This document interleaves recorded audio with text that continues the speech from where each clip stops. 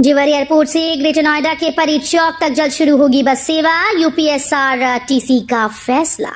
उत्तर प्रदेश राज्य सड़क परिवहन निगम जल्द ही जेवर एयरपोर्ट के ग्रेटर नोएडा के परी चौक तक नई बस सेवा शुरू करने जा रहा है। ये पहल Yamuna expressway industrial development authority क्षेत्र में सार्वजनिक परिवहन को मजबूत करने और इलाके के तेज विकास को गति देने के उद्देश्य से की जा रही है। बिजली निजीकरण के खिलाफ 16 अप्रैल से चलेगा अभियान।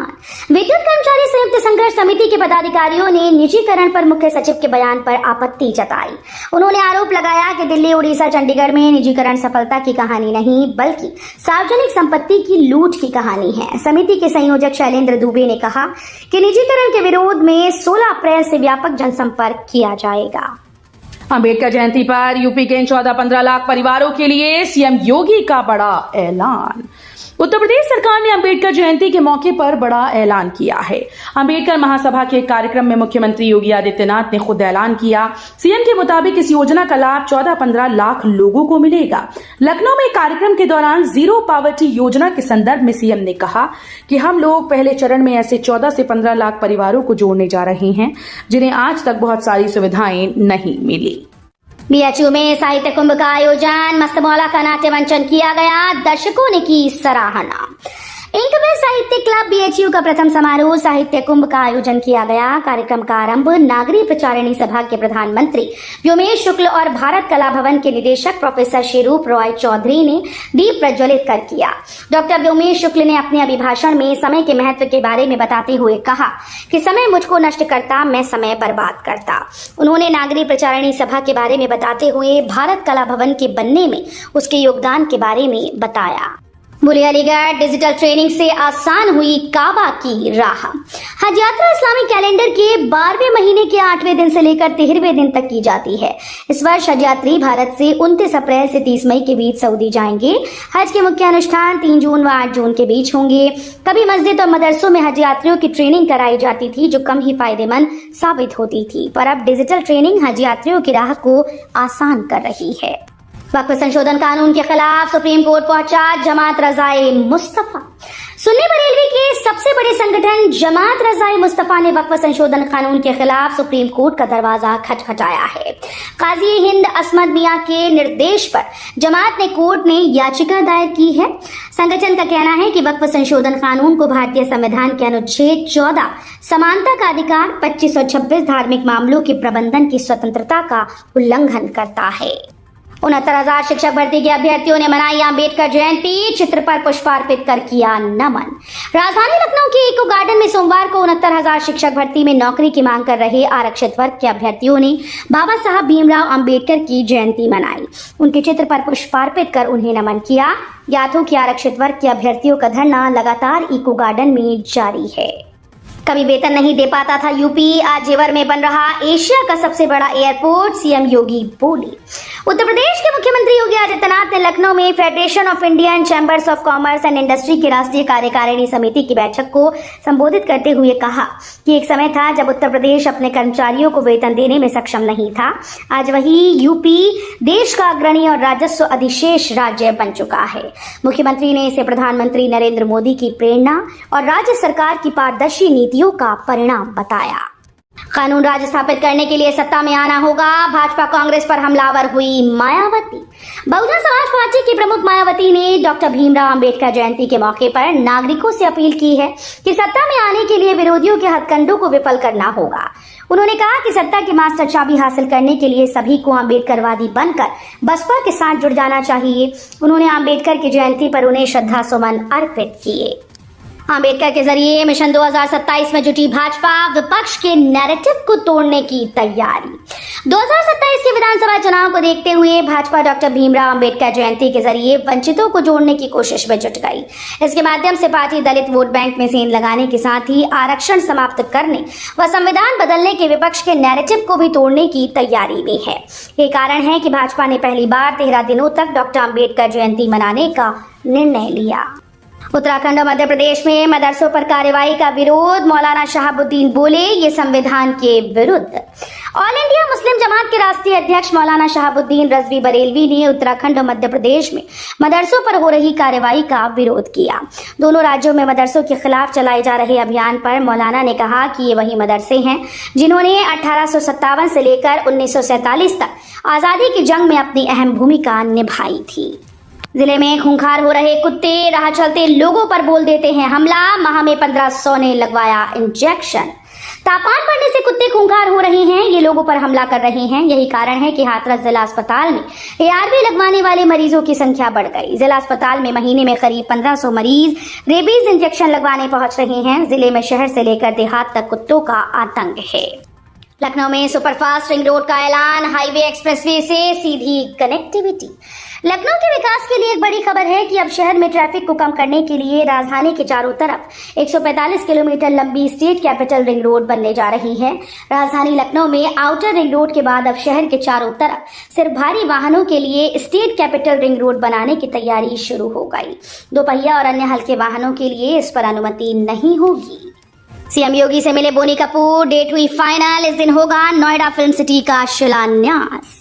उत्तर प्रदेश के गौतम बुद्ध नगर जिले में प्रस्तावित नोएडा इंटरनेशनल फिल्म सिटी के शिलान्यास की तैयारियां जोर शोर से चल रही हैं। इस भव्य परियोजना की जिम्मेदारी यमुना एक्सप्रेसवे औद्योगिक विकास प्राधिकरण ने ली है। संभव है कि इसी महीने इसका शिलान्यास हो सकता है। फिल्म सिटी को यमुना एक्सप्रेसवे से सीधे जोड़ने के लिए एक इंटरचेंज का निर्माण शुरू कर दिया गया है। यूपी के स्कूल्स में होगी शिक्षकों की भर्ती, शासन को भेजा गया प्रस्ताव। उत्तर प्रदेश सरकार ने एक महत्वपूर्ण निर्णय लिया है जिसके तहत राज्य के हाई स्कूल और इंटर कॉलेज के शिक्षक की भर्ती की प्रक्रिया को फिर से व्यवस्थित किया जाएगा। इस निर्णय के अनुसार 4512 शिक्षकों की नियुक्ति के लिए प्रस्ताव राज्य शासन को भेजा गया है। ये नियुक्तियां TGT और PGT के पदों पर की जाएंगी, जिससे राज्य के शिक्षा क्षेत्र में एक नई क्रांति की उम्मीद जगी है। गाजियाबाद वाले ध्यान दें, पुरानी प्रॉपर्टी पर 1.5 गुना ज्यादा लगेगा हाउस टैक्स। गाजियाबाद नगर निगम अब पुरानी प्रॉपर्टी पर भी DM सर्कल रेट से 1.5 गुना हाउस टैक्स वसूलेगा। शासन से अनुमति मिलने के बाद निगम क्षेत्र के लगभग 4 लाख पुराने प्रॉपर्टी मालिकों पर यह नियम लागू होगा। नई प्रॉपर्टी पर पहले से ही नियम लागू है। CCSU ने BEd और स्पेशल BEd परीक्षा फॉर्म भरने की डेट बढ़ाई। इन अभ्यर्थियों को मिला एक और मौका। चौधरी चरण सिंह विश्वविद्यालय ने परीक्षा फॉर्म न भर पाने वाले अभ्यर्थियों को एक और अंतिम मौका दिया। झांसी के बुंदेलखंड विश्वविद्यालय की ओर से आयोजित BEd और स्पेशल BEd पाठ्यक्रम की प्रवेश परीक्षा के जरिए प्रवेश लेकर पढ़ने वाले परीक्षार्थी मंगलवार 15 अप्रैल और बुधवार 16 अप्रैल को परीक्षा फॉर्म भरकर पोर्टल पर कंफर्म कर सकते हैं। बेटियों को शक्तिमान बनाएगा, कलाई पर बंधा शक्ति बैंड, खतरा होने पर लगेगा 4000 वोल्ट का झटका। बेटियों को अब शोधों और अनजान हमलावरों से डरने की कोई जरूरत नहीं है। आपको बता दें कि वे अपनी सुरक्षा अब खुद कर पाएंगी। उनकी कलाई पर बंधा स्मार्ट वॉच के आकार का शक्ति बैंड किसी ऐसे व्यक्ति को करंट का झटका देकर संख्या 0 कर देगा जो उन्हें गलत इरादे से छुएगा। इस बैंड की मदद से एक साथ गलत नियत रखने वाले 40 लोगों को भी संभाला जा सकता है। इस बैंड में मौजूद GPS से परिवार के सदस्य और पुलिस तक तत्काल लोकेशन के साथ आपात संदेश भी पहुंच जाएगा। हाईकोर्ट ने प्रयागराज और कानपुर मेडिकल कॉलेज के प्रिंसिपल को जारी की नोटिस। इलाहाबाद हाईकोर्ट ने राज्य के मेडिकल कॉलेजेस व उनसे जुड़े अस्पतालों में उचित बुनियादी ढांचे और संकाय सदस्यों की कमी पर सख्त रुख अपनाया है। कोर्ट ने प्रयागराज और कानपुर के मेडिकल कॉलेज के प्रिंसिपल्स को नोटिस जारी कर अस्पतालों में बुनियादी ढांचे और संकाय की कमी पर जानकारी मांगी। इसी सप्ताह आएगा यूपी बोर्ड 10वीं 12वीं का रिजल्ट। उत्तर प्रदेश माध्यमिक शिक्षा परिषद के द्वारा आयोजित हाई स्कूल और इंटरमीडिएट परीक्षा 2025 का आयोजन 24 फरवरी से 12 मार्च के बीच सफलतापूर्वक संपन्न हुआ। इसके बाद बोर्ड ने 2 अप्रैल तक उत्तर पुस्तिकाओं के मूल्यांकन का कार्य पूर्ण कर लिया है। अब छात्र छात्राएं परिणाम का बेसब्री से इंतजार कर रही हैं। ताजा जानकारी के अनुसार 9 अप्रैल के बाद से रिजल्ट तैयार करने की प्रक्रिया शुरू हो चुकी है। सऊदी अरब ने भारतीय निजी हज कोटे में 80% की कटौती की। भारतीय मुसलमानों को सऊदी अरब के प्रिंस ने बड़ा झटका दिया। सऊदी ने भारतीय निजी हज कोटे में 80% की कटौती की। सऊदी हज और उमरा मंत्रालय ने नुसुक पोर्टल तक पहुंच भी बंद कर दी है। ये एक अनिवार्य ऑनलाइन प्लेटफॉर्म है। अधिकारियों ने मीना जोन 1 और 2 को रद्द कर दिया। जोन 3 और 4, 5 को भी रोक दिया गया। श्री राम मंदिर का शिखर सजा कलश से वैदिक मंत्रों से गूंजा परिसर। श्री राम जन्मभूमि पर निर्माणाधीन भव्य राम मंदिर में एक और ऐतिहासिक पड़ाव पार हुआ। मंदिर के गर्भगृह के मुख्य शिखर पर विधि विधान के साथ कलश पूजन संपन्न हुआ। इस अवसर पर मंदिर परिसर में वैदिक मंत्रोच्चार और भक्ति भजनों का माहौल गुंजायमान रहा। श्री राम जन्मभूमि तीर्थ क्षेत्र ट्रस्ट के सदस्यों, साधु संतों और स्थानीय श्रद्धालुओं की उपस्थिति में ये पूजन संपन्न हुआ। 2 साल में इतने लाख करोड़ का हाईवे बनाएगी केंद्र सरकार। गडकरी बोले, अमेरिका की तरह बन जाएगी नॉर्थ ईस्ट की सड़कें।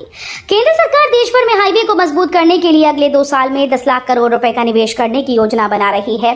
पूर्वोत्तर क्षेत्र पर विशेष ध्यान दिया जाएगा और वहां की सड़कें अमेरिका की सड़कों के समान बनाई जाएंगी। केंद्रीय सड़क परिवहन और राजमार्ग मंत्री नितिन गडकरी ने ये जानकारी दी है। गडकरी ने एक साक्षात्कार में कहा कि केंद्र का उद्देश्य देश के बुनियादी ढांचे को विश्व स्तरीय मानकों के अनुरूप बनाना है। तेज हवाओं के साथ फिर बरसेंगे मेघ। इन जिलों में गरज चमक संग वज्रपात की संभावना। उत्तर प्रदेश में सोमवार को पूर्वी तराई हिस्सों में तेज हवा के झोंकों और गरज चमक के साथ बूंदाबांदी का पूर्वानुमान जारी किया गया। हवाओं की रफ्तार 30 से 40 किलोमीटर प्रति घंटे जा सकती है। वहीं 18 से 20 अप्रैल के बीच एक नया पश्चिमी विक्षोभ के सक्रिय होने से प्रदेश के पूर्वी और पश्चिमी इलाके में दोबारा बूंदाबांदी की परिस्थितियां बन रही हैं। इजराइल में 50,000 कामगारों की जरूरत। चीन ने यूपी और बिहार सरकार को भेजा पत्र। इजराइल में करीब 50,000 कामगारों की मांग है। इसमें भवन निर्माण, स्वास्थ्य कर्मी, इंजीनियरिंग सहित अन्य क्षेत्रों में सेवा देने वाले युवाओं की जरूरत है। सेवायोजन विभाग के अनुसार उत्तर प्रदेश और बिहार राज्य सरकार को इस संबंध में इजराइल टीम की ओर से पत्र भी भेज दिया गया है। 25 से 32 साल के युवाओं को रोजगार से जोड़ने के लिए पहल की गई है। आपको बता दें कि सेवायोजन विभाग के एक अधिकारी ने बताया कि बीते साल इजराइल श्रमिक के रूप में करीब 10,000 युवाओं को चयनित किया गया है।